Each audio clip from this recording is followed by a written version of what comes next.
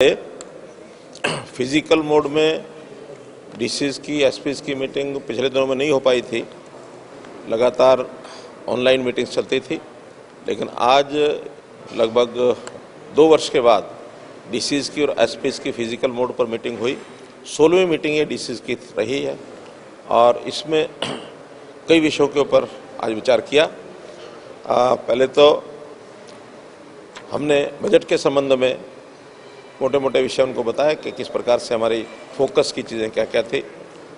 दूसरा विषय भ्रष्टाचार के नाते से इसको रोक लगानी है, कैसे लगाई जाए, क्योंकि कई शिकायतें आप लोगों को मालूम है भ्रष्टाचार की जो मिलती रही हैं, उस पर विशेष तौर पर चर्चा हमने की थी। 2-3 परिवर्तन भी किए हैं। पहला परिवर्तन जो स्टेट विजिलेंस ब्यूरो है, उसके नीचे पहले विजिलेंस ब्यूरो की इकाइयाँ नहीं होती थी, अब डिवीजन लेवल पर और विजिलेंस ब्यूरो की अलग से स्वतंत्र इकाइयाँ काम करेंगी, जो up to 1 crore group B, C और डी इनके कर्मचारियों के साथ जुड़ा हुआ कोई विषय अगर भ्रष्टाचार का होता है तो डिविजनल विजिलेंस ब्यूरो ही उस पर कार्रवाई करेगा।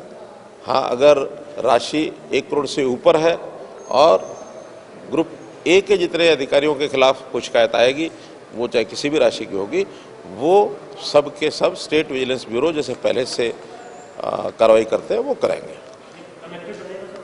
हाँ, कनेक्टेड रहेगा, यानी जो वहाँ नीचे इंडिपेंडेंट उनको काम करने का तरीका रहेगा। एफआईआर लिखानी होगी एफआईआर लिखाएंगे, जो भी कुछ करना होगा। लेकिन अगर कहीं कोई चीज़ का उनको अपील करनी होगी, ऊपर भेजना होगा, तो स्टेट विजिलेंस को वो लोग भेजेंगे।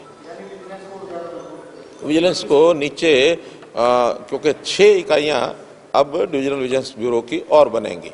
अभी एक स्टेट लेवल पर थी, नीचे उनके ऑफिस होते थे, अब वहाँ इंडिपेंडेंट इकाइयाँ 6 जो डिविजन्स हैं उनके ऊपर काम करेंगी। और इसके जो अधिकारी हैं जो इसको हेड करेंगे वो डीआईजी या एसपी लेवल, कम से कम एसपी लेवल, डीआईजी लेवल भी होगा। तो अभी कुछ डीआईजी उसमें लगे हैं, कुछ एसपीज लगे हैं, उन्हीं में से 6 लोगों को ये काम दिया जाएगा, प्रेफरेबली डीआईजी। ऐसे ही एक हमारी डिस्ट्रिक्ट विजिलेंस टीम होती है, बहुत पहले से बनी हुई है, लेकिन उस पर बहुत ज़्यादा काम नहीं होता था। वो विजिलेंस डिपार्टमेंट की इकाई है जिसके एडीसी हेड होते हैं, उनको ही मजबूत किया है। और पिछले 2 महीने में लगभग 98 शिकायतें उनके पास आई हैं। उस पर वो भी अपने ढंग से डिपार्टमेंट तरीके से उसका विजिलेंस के नाते उसकी इन्वेस्टिगेशन करते हैं। उसमें भी अब 2 महीने से कार्रवाई शुरू हुई है और वो भी एक प्रकार से एक्टिव किया गया है। एक high powered committee against corruption हमने ये आज बनाई है, जिसके अंदर चीफ सेक्रेटरी वो इसके चेयरमैन होंगे और उनके साथ other members FCR, ACS home, ADGP CID, DGP और director state vigilance bureau, DG state vigilance bureau. तो ये सब उसके अलग मेंबर होंगे और इनकी भी महीने में एक बार मीटिंग हुआ करेगी, ताकि इस प्रकार की शिकायतों का ठीक निवारण हो रहा है कि नहीं हो रहा है, और कहीं कोई कठिनाई आ रही होगी या कहीं कोई ढिलाई होगी तो उसको दूर करने का काम ये जो स्टेट हाई पावर कमेटी होगी अगेंस्ट करप्शन, ये उसकी देखरेख करेगी। दूसरा विषय अंत्योदय को लेकर, जैसा अभी अभियान हमारा चल रहा है परिवार पहचान पत्र का, और अंत्योदय के नाते से मेले लगे हैं, 2 राउंड उसके हो गए हैं। लगभग 1,42,000 लोग उन मेलों में आए हैं। उसमें से जो एप्लीकेशन लोगों ने दी हैं, ऐसे 82,000 परिवारों ने अपनी एप्लीकेशन दी हैं, जिसमें डिपार्टमेंट के हिसाब से पहले उसको वेरीफाई करते हैं, फिर बैंकों में जाती हैं और बैंकों में उसको अल्टीमेटली अप्रूव करके फिर उनको लोन दिए जाते हैं। पहला जो लोन देने का जो चरण होगा वो 30 मार्च को हम वो लोग उसको पुश करके, और ऐसे जिनके लोन सैंक्शन हो जाएंगे उस दिन तक उनको देंगे। और ये काम लगातार चलता रहेगा। एडीसी इसके इंचार्ज हैं, नोडल अधिकारी हैं, तो एडीसी लेवल पर वहाँ के बैंक के जो लोग हैं, एलडीएम्स, लोकल जो बैंक के मैनेजर हैं, तो उनको बुला करके और ये जितने काम को तेज़ी से किया जाए ताकि लोगों को उसकी सुविधा मिल जाए। टारगेट तो मैंने बताया, हमने 1 लाख परिवार का रखा हुआ है, लेकिन अब चूँकि वो सारा प्रोसेस में आ गया है, उसको स्पीड अप करना है। जैसे मैंने बताया कि 82,000 परिवार इन दोनों राउंड्स में कैंप्स में आए हैं जिन्होंने एप्लीकेशन दी है। हम चाहेंगे कि सबकी सहायता हो। तीसरे राउंड का जो अगला कैंप्स लगेंगे वो मई के महीने में लगेंगे। तो ये लगातार चलने वाला 2 महीने में एक बार इस प्रकार के कैंप लगते रहेंगे, ताकि जो भी परिवार अभी 1 लाख तक के हैं, इसके बाद जब 1 लाख के परिवार 1 लाख इनकम के परिवारों को सबको अटेंड कर लेंगे, इसके बाद इसकी लिमिट बढ़ा दी जाएगी। लेकिन हर किसी के रोजगार को कैसे आगे बढ़ाया जाए, उनको सरकारी सहायता, बैंक की सहायता या स्किलिंग की कोई प्रोग्राम, तो ऐसे जो आवश्यकताएं उनकी हैं उसको हम पूरा करेंगे। तीसरा जो एक विषय और जिसके ऊपर चर्चा की है वो है हमारा एक नया डिपार्टमेंट बना रहे हैं, वो है HR department, human resources department. Human resource department में जितने भी एम्प्लॉइज़ हैं, लगभग 3 लाख एम्प्लॉइज़ हैं, इन सब की सर्विस रिकॉर्ड्स, इन सब के ट्रांसफ़र्स, ऑनलाइन ट्रांसफ़र्स के साथ साथ मैनुअल ट्रांसफ़र भी HRMS के माध्यम से ही अब होंगे, और वहीं उनकी सारा जो डाटा है सारी चीज़ें रखा जाएगा, और इनके किसी प्रकार की जो केसेस हैं उनको भी मॉनिटर जो है HR डिपार्टमेंट ही करेगा। कहीं 7A की चार्जशीट है, कहीं और अन्य चार्जशीट है, कहीं लोगों के डिसिप्लिनरी एक्शन हैं, या रिटायरमेंट के बाद पेंशन के विषय हैं।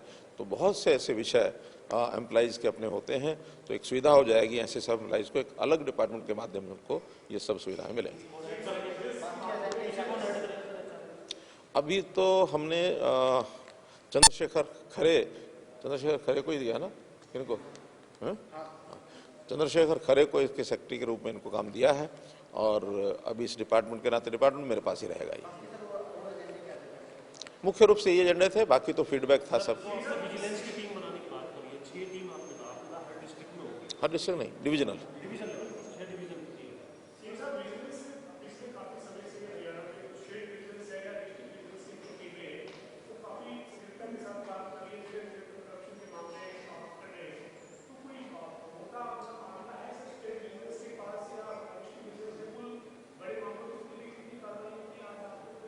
नहीं, आज तो स्ट्रक्चर के ऊपर बात हुई है, आज कोई कार्रवाई का या उस प्रकार की फीड नहीं थी। वो तो जब स्टेट विजिलेंस का अलग से मीटिंग लेंगे उसमें सब करेंगे।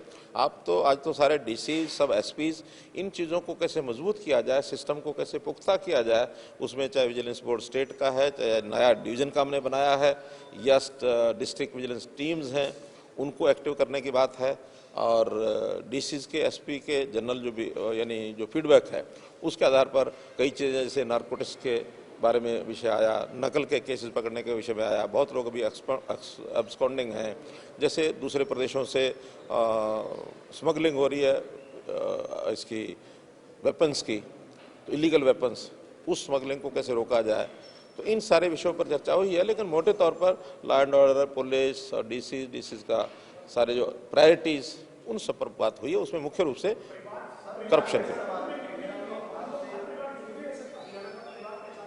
लगभग 67,000 परिवार जो है जुड़ गए। 60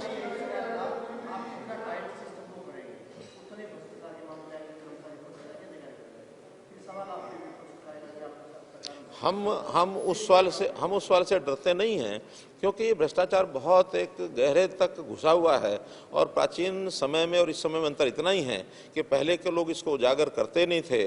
जैसे कहते हैं ना, put the evil in the under the carpet, यानी गंद को और कारपेट के नीचे डाल देना ताकि कोई देख ना सके। ये हमारी पॉलिसी नहीं है। हम तो चाहते हैं कि जहाँ भी कोई करप्शन हो रहा है किसी भी लेवल पर, उसको निकाल के लाओ, उसके खिलाफ कार्रवाई करो। एक वातावरण ऐसा बने, भय का वातावरण बने कि करप्शन नहीं करना है, और करप्शन करने का यानी रोकने का तरीका एक तो दंडात्मक है, एक सुधारात्मक है, और एक कैरेक्टर बिल्डिंग है। उन तीनों पर हम काम करेंगे। दंडात्मक जो कर रहे हैं ताकि उस दंड का भय बैठे, और सुधारात्मक व्यवस्थाओं में सुधार कर रहे हैं कि व्यवस्था ऐसी बने, जैसे खास करके ऑनलाइन सिस्टम बने, हमारे ऑनलाइन सिस्टम बनेंगे तो उसमें से कहीं ना कहीं गुंजाइश कम होती है भ्रष्टाचार की, और फिर उसमें भी कई बार इसमें से भी लोग रास्ते निकालते हैं, तो वो है कैरेक्टर बिल्डिंग का। तो उस कैरेक्टर बिल्डिंग के नाते भी मैंने एक कहानी, बहुत पुरानी कहानी है, हमारे अपने मित्रों को कहा देखने के लिए, उन्होंने गूगल नेट में निकाल के देखा। अगर आपके पास भी गूगल है तो एक बार निकालो, मैं शब्द बताता हूँ 3, लिखो, lamp national, lamp national treasury,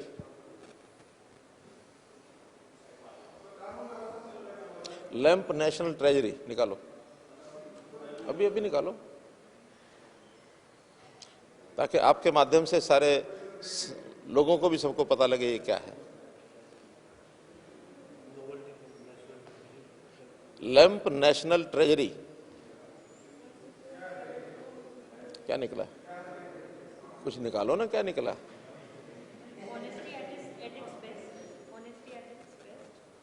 नीचे क्या? हाँ हाँ हाँ हाँ, ये कहानी है। पढ़ो जरा, ये सारी कहानी पढ़ो। कोई बात नहीं, कैमरे पर सबको सुनाएंगे ये कहानी, कोई जोर से सुनाओ।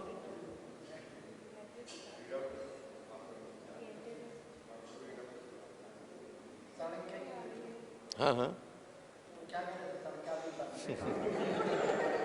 देखिए, चाणक्य एक बार अपने घर पर बैठे कुछ काम कर रहे थे और अंधेरा था, दीवे की लैंप की जो रोशनी है उसमें वो काम कर रहे थे।